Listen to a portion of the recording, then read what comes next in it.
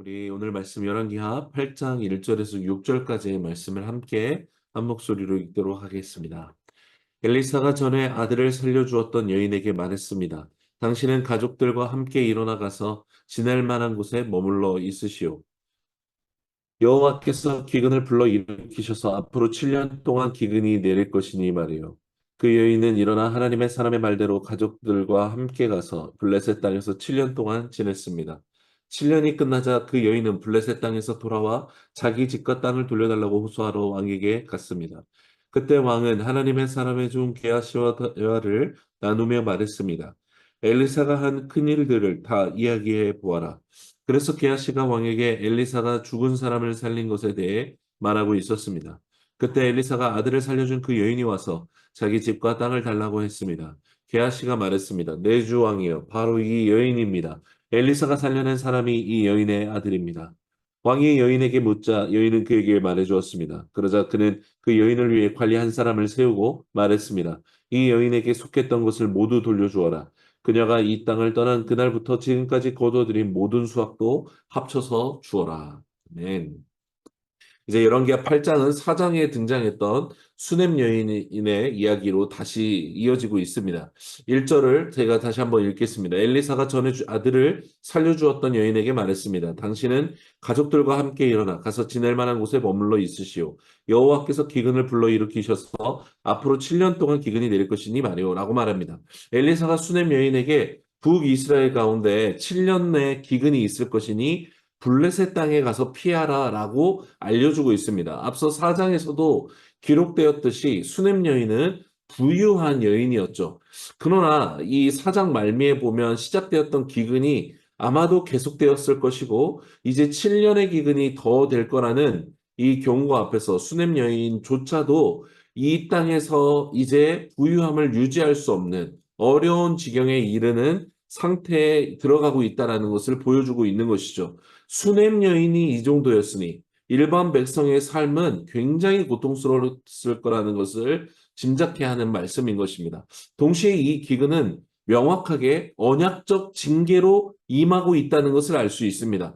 하나님의 선지자, 하나님 하늘에서 일어나고 이 땅의 모든 통치를 결정하는 하늘의 어전회의에서 그 정해진 바를 듣고 이 땅 가운데 이 하나님이 정하신 사람들에게 하나님의 앞으로 있을 통치를 전하는 자들이 선지자였거든요. 엘리사가 수넴 여인에게 이것을 말하는 것은 개인의 호의로 말하는 것이 아니라 하나님의 언약적 징계가 북이스라엘 땅 가운데 언약 백성 가운데 임할 것이라는 것을 이게 공표되고 있는 장면인 것입니다. 그리고 동시에 하나님을 모두가 무시하고 하나님을 배신했던 그때에 하나님의 이 언약에 신실했고 하나님의 사람을 환대했고 이 헤세드를 베풀었던 이 여인에게 하나님의 언약적 인애가 반대로 이제 보응되고 있다라는 것을 우리에게 성경이 분명하게 보여주고 있는 것입니다. 약속의 땅은 젖과 꿀이 흐르는 땅이나 하나님의 언약에 순종하는 자들에게만 젖과 꿀이 흐르는 땅이요. 언약에 불순종하고 알면서도 지키지 않는 자들에게는 기근의 땅이라는 것. 여러분 이것은 언약이 시작되었던 처음부터 이스라엘 역사 가운데 계속해서 진행되었던 이것이었습니다. 곧 이들이 언약의 이 약속으로부터 역사로부터 배우지 못했던 모습이라는 것을 우리가 또 알 수 있는 것입니다. 오늘 수넴 여인은 엘리사의 지시에 따라서 블레셋 땅으로 이주하고 7년을 살고 돌아오는 이야기까지 담고 있습니다. 그런데 엘리사가 말해준 이주 지역이 어떻게 보면 하필이면 블레셋으로 가라는 것이었습니다. 물론 이 유다 땅 왼쪽 귀퉁이 서쪽 해변 평야 지역에 있던 곳이었고 바닷가를 끼고 있던 블레셋이었기 때문에 무역이 활발하여서 그 땅, 물론 서해 지역의 평야지대가 이 광야지대, 이 산들이 있고 메말랐던 땅에 비하면 훨씬 더 많은 농작물을 낼 수 있었고 무역으로 인해서도 이것을 기근을 피할 수 있는 그런 지리적 위치였죠. 그렇지만 그럼에도 불구하고 블레셋은 어느 나라입니까? 역사적으로 이스라엘을 끊임없이 공격하고 괴롭혔던 대표적인 나라 중에 하나였습니다. 그러니까 당연히 블레셋으로 도움을 받으러 간다는 것은 굉장히 불편한 곳으로 나아가야만 했던 일이었던 것이죠. 그렇지만 하나님은 수넴 여인을 이 블레셋 땅으로 보내셨습니다. 그리고 수넴 여인은 엘리사의 말씀을 그대로 듣고 블레셋으로 이주했고 7년 동안 생존하게 됩니다. 여러분, 만약에 수넴 여인이 아니었다면 블레셋으로 가라는 이 하나님의 선지자의 말을 듣지 않았을 수도 있습니다. 왜냐하면 아무 연고도 없는 블레셋에 가서 거기서 죽임을 당하거나 노예가 되거나 분명히 그렇게 될 거라고 생각할 수 있는 여지가 많은 땅이었기 때문이죠. 그래서 수넴 여인이 블레셋으로 갔다라는 것은 그냥 간 것이 아님을 우리가 알 수 있습니다. 블레셋이어서 가는 게 아닌 것이죠. 하나님이 가라고 하시니 순종해서 가는 것입니다. 이 수넴 여인의 믿음이 블레셋으로 가라는 하나님의 말씀 앞에 순종해 가게 하고 있다는 것을 우리가 기억해야 합니다. 그럼 믿음은 내가 생각하는 것, 내가 보기에 이게 맞다라고 여기는 것, 내가 경험했던 것, 여러분 이것으로 살아가는 것이 아니라 하나님이 보내시는 것, 하나님이 열어주시는 것, 내주하시는 하나님을 믿음으로 함께 주님과 동행해 나아가는 것, 이것이 믿음으로 사는 것임을 우리가 믿습니다. 여러분, 오늘 7년의 기간을 알고 또 블레셋에 나아갔던 수넴 여인의 모습은 나중에 벌어지게 되는 언약 백성의 모습과는 완벽한 대조를 이룹니다. 수넴 여인은 하나님이 보내시는 땅이 블레셋이라 할지라도 그곳에 아는 사람도 없고 의지할 사람이 없어도 하나님을 의지해 떠나갑니다. 그러나 586년에 바벨론에 의해서 유다가 멸망할 거라고, 그래서 너희는 바벨론의 포로로 끌려가게 될 것인데 70년 후에 다시 돌아오게 하겠다라고 예레미야와 이사야를 비롯한 선지자들을 통해서 하나님이 똑같이 언약 백성에게 말씀합니다. 수넴 여인의 블레셋 7년이 이들에게 바벨론의 70년 세월과 같은 말씀으로 전해진 것이죠. 그러나 언약 백성은 어떻게 반응했습니까? 하나님의 언약에 완전히 불순종했던 이 언약 백성들은 하나님의 선지자들이 전하는 이 말을 듣고 예언자들을 죽이려고 해요. 도무지 듣지 않습니다. 바벨론에 의해 멸망한다는 것이 싫었고 바벨론의 포로로 70년을 지내야 된다는 것을 저주로 여겼어요. 이들에게 바벨론 이주는 하나님의 구원이 아니라 그저 자기들을 망하게 한다라고 여겼을 뿐이었다는 것입니다. 사랑하는 여러분, 우리도 인생을 사는 동안에 가장 견디기 힘든 시즌을 보내게 됩니다. 그래서 그때 하나님은 도대체 나를 왜 이대로 내버려 두시는가 라고 생각할 수 있습니다. 어떤 분들에게는 지금 아부다비에서의 생활이 가장 지옥 같은 시간을 느끼고 그렇게 보낼 수도 있습니다. 자녀들의 어떤 문제, 입시에 대한 문제, 또 귀국에 대한 문제, 직장에서 벌어지고 있는 부조리함과 그 스트레스의 문제, 여러 가지 이런 문제들로 인해서 하나님 왜 하필이면 나를 아부다비에 보내서 나를 이렇게 힘들게 하시냐라고 어쩌면 바벨론에 가기 싫어했던 유대인들과 같은 마음으로 반응하고 있을 수 있습니다. 그러나 여러분, 오늘 말씀을 통해 우리가 기억해야 되는 것, 여러분, 블레셋이냐, 바벨론이냐, 아부다비냐, 한국이냐, 이게 중요한 것이 아니라는 것입니다. 내가 지금 아부다비에 살아서 이 고생을 한다. 내가 지금 이 회사를 다녀서 이 고생을 한다라고 말할 것이 아니라는 것이죠. 하나님의 통치를 믿고 하나님의 언약의 백성인 우리에게 가장 중요한 것은 오늘 지금 하나님과 동행하는 것입니다. 하나님이 나를 이곳에 보내셨고 그냥 보낼 뿐만 아니라 나와 함께하고 계시다라는 것을 믿는 믿음이 가장 중요하다는 것이죠. 여러분, 그곳이 어디건 하나님이 계시지 않는 곳이 지옥인 것입니다. 하나님이 계시지 않은 곳이 없다라고 성경이 말하지만 하나님을 경외하지 않고 하나님의 말씀을 따르지 않는 자들이 하나님의 부지함 속에 살아가는 곳, 여러분 그곳이 바로 지옥과 같은 곳입니다.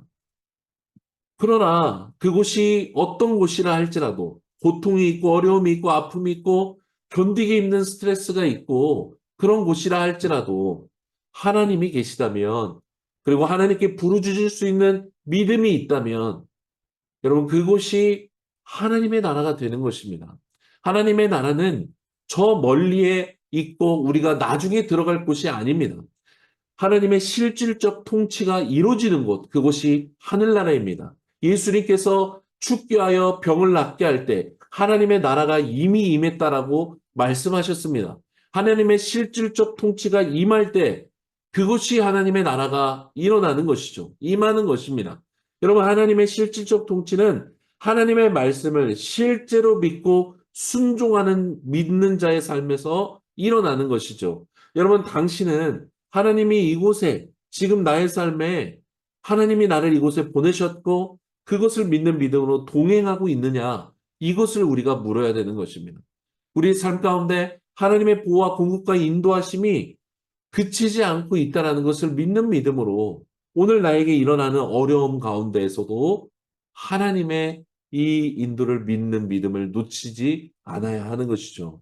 여러분, 그래서 우리에게 반드시 필요한 것이 있는데 그것은 바로 감사입니다.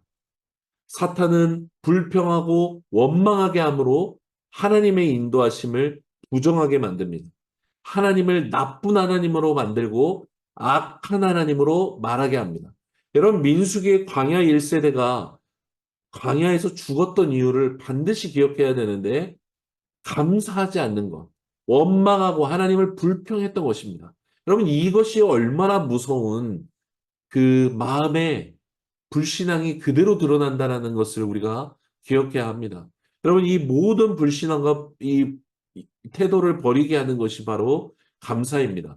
고통에도 감사하고, 질병이 일어나도 감사하고, 회사에서 일어나는 일에도 감사하고, 자녀들의 문제에도 감사하고, 여러분, 감사는 모든 곳에 하나님의 통치를 인정하게 하는 최고의 고백이라는 것을 기억해야 합니다. 또한 고통의 시간 가운데 있는 분이 있다 할지라도 여러분 오늘 이 말씀을 통해 기억하십시오. 수냄 여인에게 7년이라는 시간은 하나님의 섭리적인 통치와 구원이 임하는 시간이었습니다. 이스라엘 백성에게 바벨론 포로 70년, 그들이 악했던 만큼, 불순종했던 만큼 더 긴 시간의 70년이 필요했던 것입니다.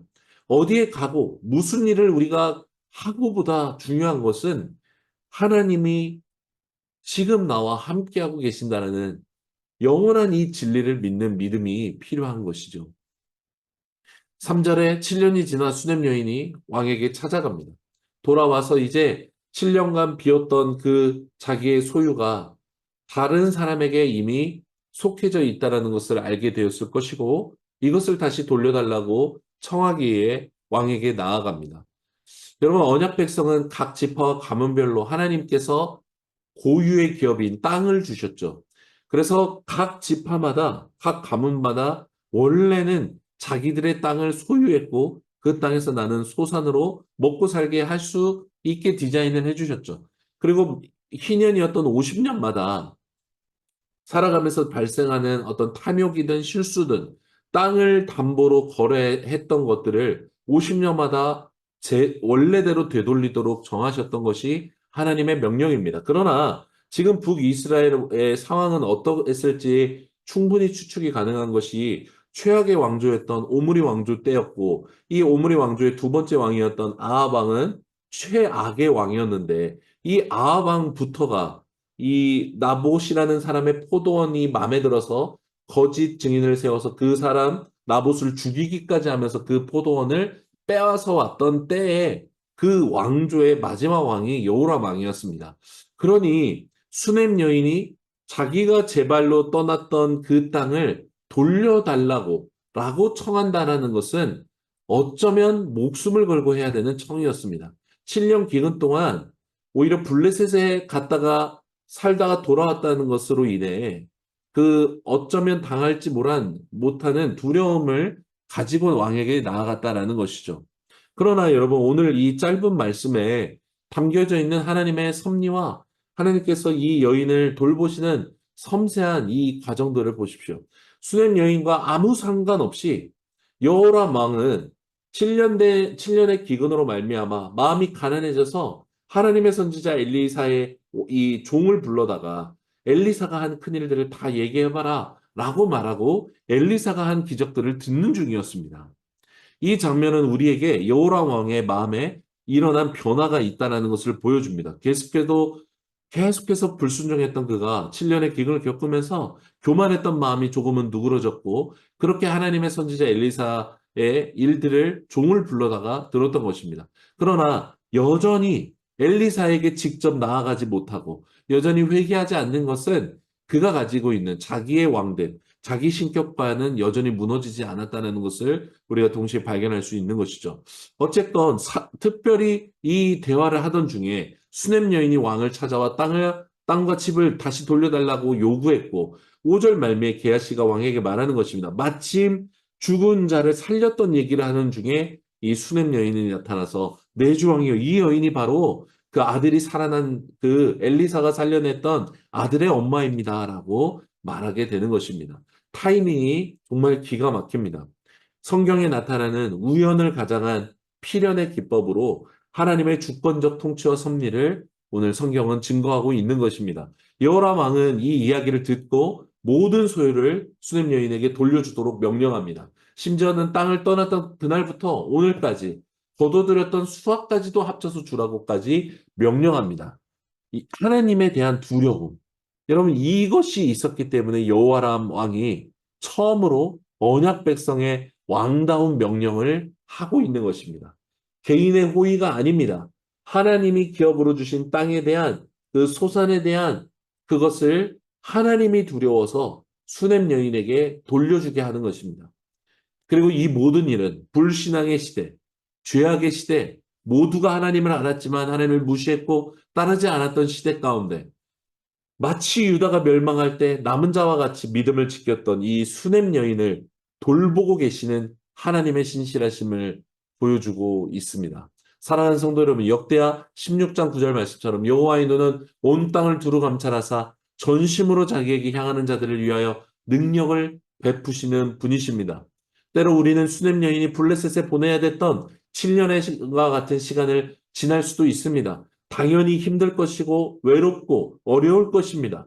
차별을 당했을 수도 있습니다. 그러나 여러분, 그곳은 하나님이 보내신 땅이요.